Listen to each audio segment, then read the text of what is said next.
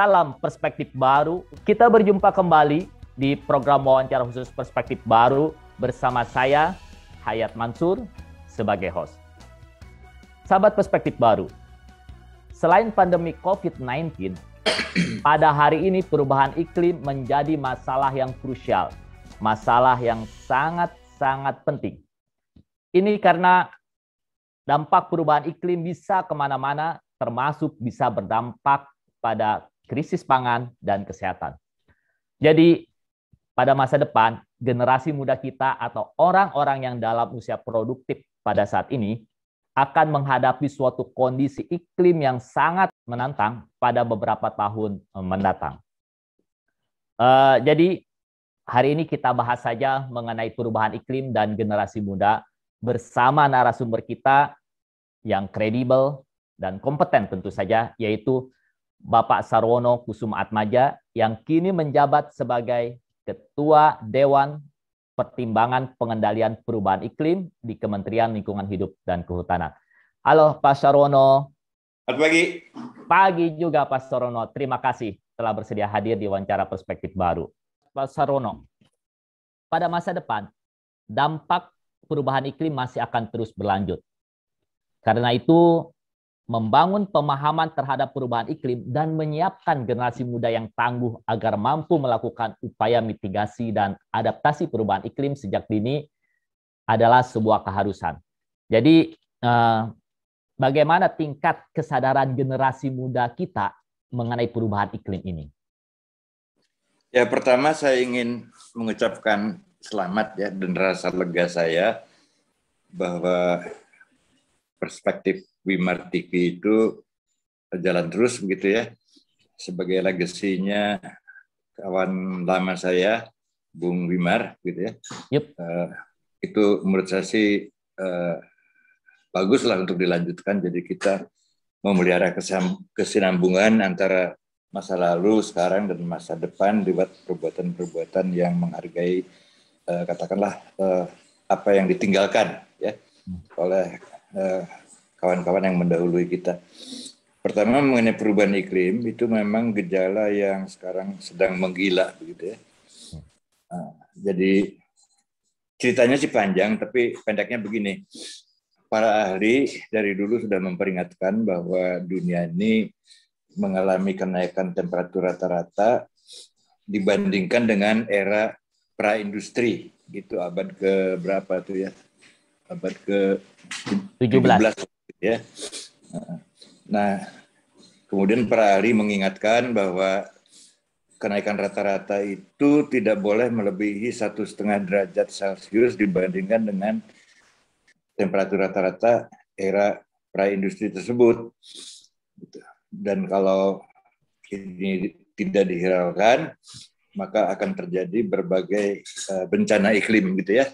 Nah, atas dasar itu kemudian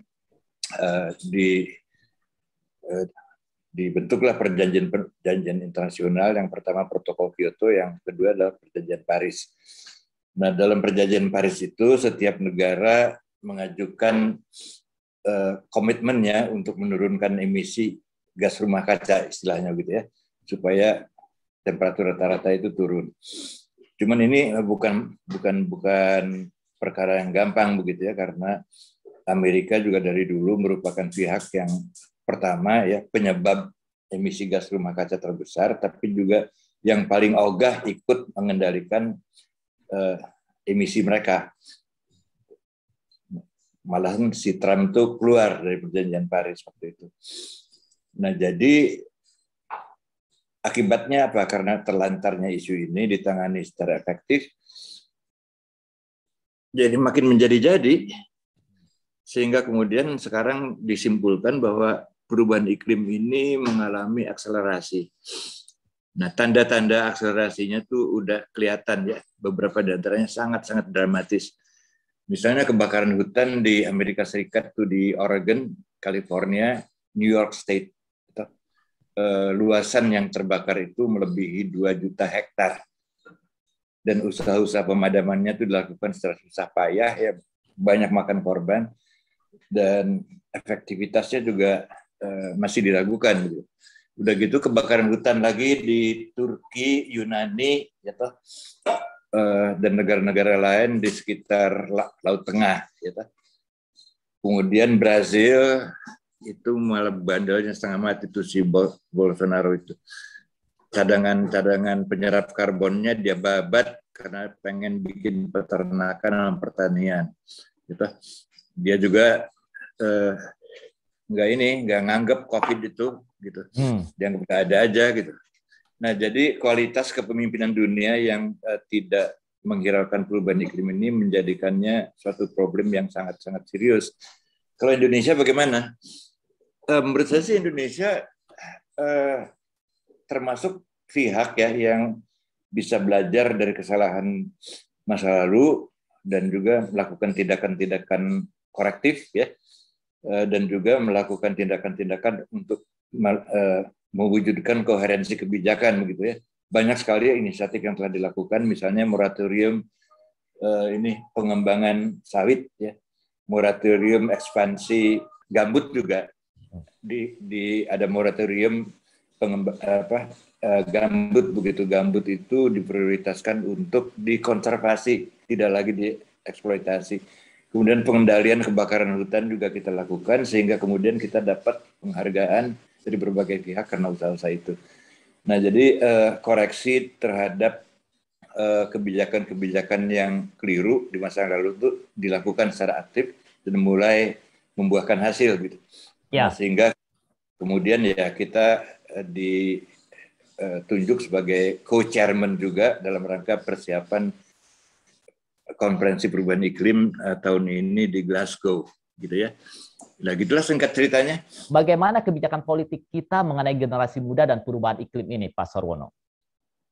Ya itu ada hal-hal yang perlu dilakukan ya, dan ini penting. Itu karena yang melanjutkan kebijakan-kebijakan ini kan nanti orang-orang yang sekarang masih muda begitu. Dan juga posisi Indonesia unik di sini ya. Antara sekarang dan tahun 2035 mayoritas penduduk kita ini berada dalam rentang usia produktif antara 15 tahun sampai 65 tahun. Rentang usia produktif itu lazim disebut sebagai bonus demografi. Nah, yang menarik adalah bahwa negara-negara tetangga kita sekarang sedang mengalami penuaan. Ya, masa bonus demografi buat mereka itu udah lewat, sekarang mereka mengalami masa penuaan. Sedangkan kita sedang mengalami posisi bonus itu. Gitu? Yup, betul. Nah, Thailand menua, Filipina menua. Ya toh. Kemudian Malaysia juga, ya toh, Singapura juga. Nah, lantas kemudian lebih jauh dari itu Cina, Korea, Jepang, semuanya menua. Nah, berarti kita punya edge ya, punya semacam kelebihan dari bangsa lain kalau kita bisa menggunakan kelebihan itu. Nah, bagaimana menggunakan kelebihan itu agar generasi muda kita paham soal perubahan iklim dan peduli soal perubahan iklim? Nah begini, ini kan masalah yang kita hadapi bukan cuma perubahan iklim ya, tapi juga pandemi. Gitu. Itu nggak ada satupun negara di dunia yang siap menghadapinya ya. Dan WHO juga mengizinkan penggunaan vaksin atas dasar izin penggunaan darurat. Karena uji klinis dari vaksin-vaksin itu belum selesai. Nah, kemudian juga ada ketimpangan antara supply dan demand dari vaksin, gitu, yang membutuhkan itu jauh lebih banyak daripada stok vaksin yang tersedia. Jadi ada perang vaksin sekarang ya, rebutan gitu lah. Dan kemudian juga tidak ada satupun negara yang sukses mengendalikan pandemi ini secara beruntut ya, secara bagus begitu ya, karena rata-rata kebijakan nasional tiap negara ini kejebak begitu ya antara optimisme yang datang karena laju penularannya sedang menurun, kemudian dia lepas remnya, ya kegiatan ekonominya dipacu lagi, akhirnya terjadi gelombang kedua yang lebih dahsyat dan seterusnya, dan kita kagak tahu kapan ini akan berhasil.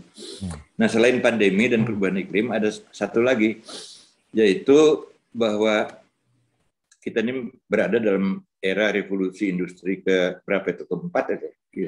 Betul, keempat. Keempat ya. Dengan perkembangan yang juga pesat, gitu, termasuk pengembangan dari kecerdasan buatan. Hikmahnya buat kita banyak ya, kemajuan teknologi informatika itu, tapi penyakitnya juga banyak. Ya. Karena orang kemudian menyalahgunakannya untuk pemerasan misalnya ya, untuk menyebarkan kebohongan, gitu, untuk mempengaruhi alam bawah sadar orang. Nah, sehingga kemudian terjadilah disorientasi mentalitas manusia di mana-mana. Nah, di samping itu juga ada masalah geopolitik, gitu. Gara-gara ini semua, hubungan antar bangsa itu mengalami perubahan-perubahan. Siapa yang kuat, siapa yang lemah, nggak jelas lagi. Siapa yang benar, siapa yang nggak jelas lagi, gitu ya. Dan balance yang baru juga belum sampai. Nah, jadi buat generasi muda saya kira kalau menghadapi masalah yang sangat kacau balau begini, ya kita harus sangat bagus merumuskan isu-isu dasar apa yang perlu kita kembangkan. Ya. Dan satu aja motifnya, survival umat manusia. Jadi kita kerjakan apa yang perlu untuk survival diri kita dan lingkungan kita masing-masing di tingkat yang paling lokal. Itu aja. Mikirin dunia nggak ada gunanya lah. Ya, itu saya kira kita nih kasarnya lagi mengalami proses reset begitu ya. Control Alt Del gitu. Mati itu komputer. Bebenah ya. Nah, tapi kita nggak ngerti algoritmenya kayak apa, sebenarnya nggak ngerti. Jadi ujungnya daripada proses reset itu seperti apa juga kita nggak ngerti. Ini kalau cerita ini ngeri bener.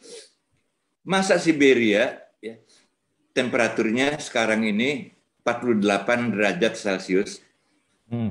Padahal beberapa bagian dari Siberia itu adalah kawasan beku permanen.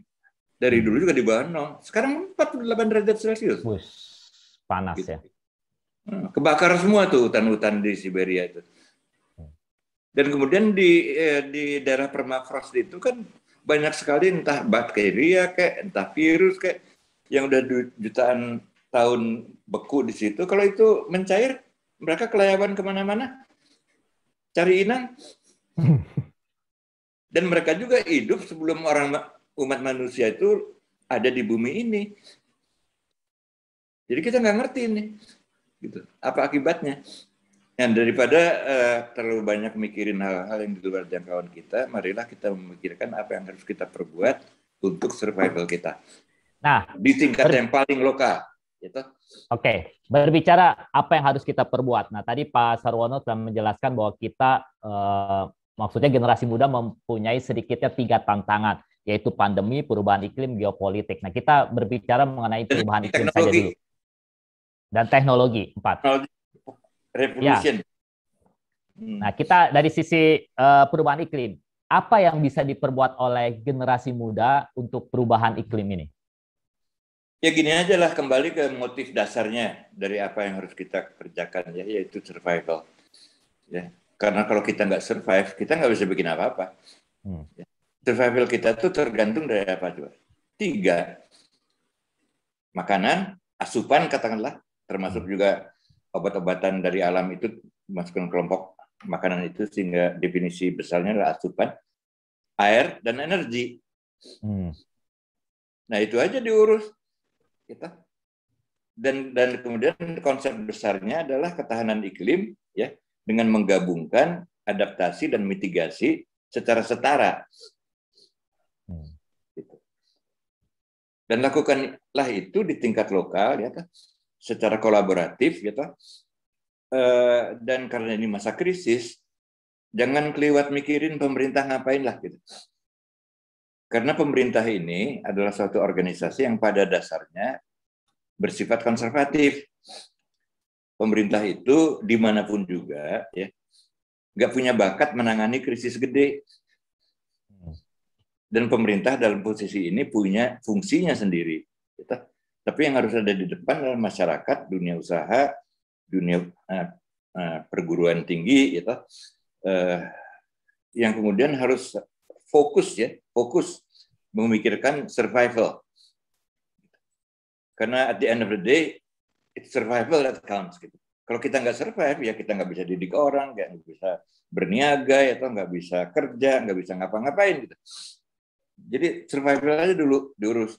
Untuk bisa generasi muda ini peduli perubahan iklim, jadi harus ingat apa inti dari survival, yaitu air, makanan, dan energi. Nah, saya mau bahas dari energi ini.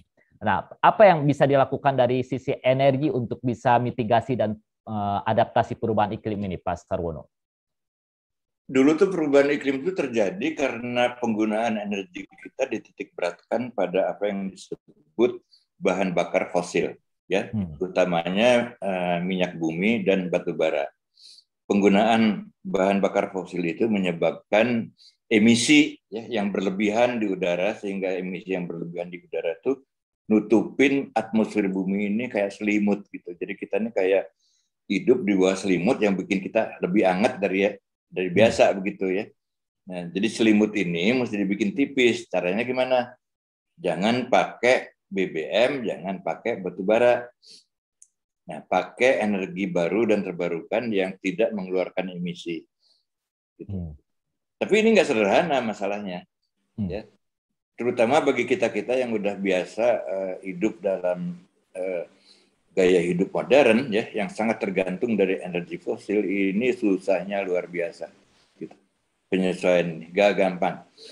Dan jangan lupa bahwa banyak sekali skim-skim energi baru dan terbarukan itu hanya bisa jalan kalau dalam proses produksinya dia juga melibatkan energi fosil, ya kan? Yep. Misalnya gini, kita mendewakan panel surya.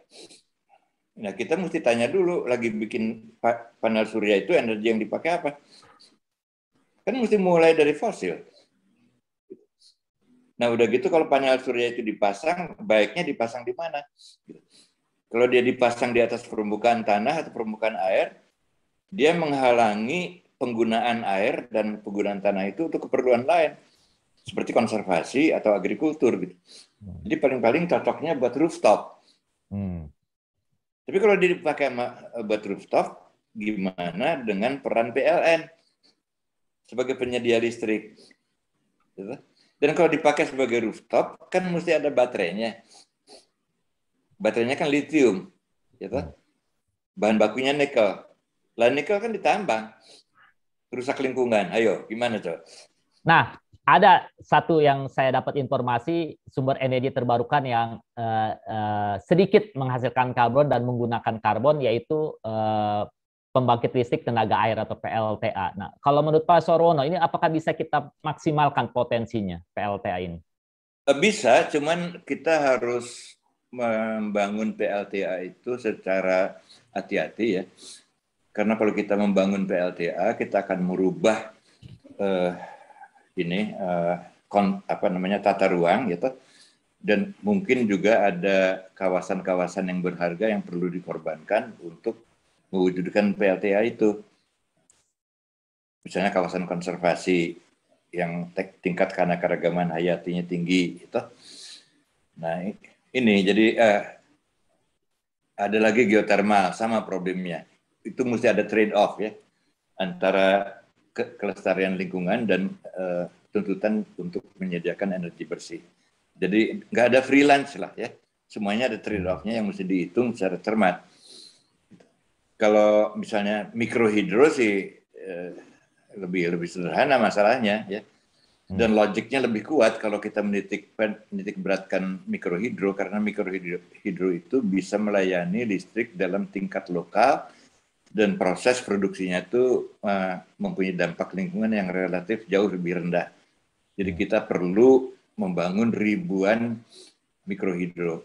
Nah, kalau kita berpikiran dalam skala mega proyek, ya, apapun yang akan jadi soal. Andai kata kita berhasil, nanti distribusinya gimana? Transmisinya, gitu. Kan kita negara kepulauan, kan nggak gampang bikin transmisi yang meng-cover seluruh negeri ini, gitu. Jadi kembali masalahnya, semua tindakan harus mempunyai dampak terbesar di tingkat lokal. Oke, semua tindakan harus mempunyai dampak ke tingkat lokal. Nah, saat ini dari tingkat dampak atas, terbesar, ya. Ya, dari tingkat atas sampai tingkat lokal itu semua terkena dampak pandemi COVID-19. Nah, apakah pandemi COVID-19 ini berpengaruh juga dalam upaya-upaya kita untuk melakukan mitigasi dan adaptasi perubahan iklim untuk sampai ke tingkat lokal? Ya jelas, karena banyak orang kena sakit kan. Dan yang sakit itu ada juga yang meninggal. Jadi artinya kita punya tenaga kerja tuh sangat terganggu oleh adanya pandemi ini. Makanya kemudian dalam usaha menangani pandemi ini, itu juga yang namanya protokol kesehatan tuh perlu diperlakukan secara ya radikal aja gitu. Jangan ambil risiko apa-apa. Nah, vaksinasi juga harus digalakkan, gitu. Higiene juga harus kita lebih hiraukan. Silakannya banyak sekali tokoh-tokoh berpengaruh di dunia ini, bukan hanya di Indonesia ya, yang menyebarluaskan ketidakpercayaan kepada vaksinasi. Gitu. Dan ini juga mempengaruhi mindset kita, dibarengi dengan berbagai macam distorsi, teori konspirasi, atau hoax segala macam lewat ini media elektronik. Terlalu banyak orang bingung. Ada baiknya juga sih kalau orang bingung. Kalau orang bingung itu berarti dia mulai mikir kan. Gitu. Nah, tapi tugas daripada Anda kayak Perspektif TV ini adalah untuk memberikan informasi yang kredibel, bisa dipercaya, dan bisa katakanlah mencarikan jalan keluar bagi kekacauan anarki ya internasional yang sedang terjadi ini gitu. Gak ada lah negara yang imun dari kekacauan akibat pandemi ini. Betul. Jadi sebagai penutup, terus ikuti wawancara khusus Perspektif Baru ini karena kami menyajikan informasi secara jernih. Terima kasih, sampai jumpa di wawancara berikutnya.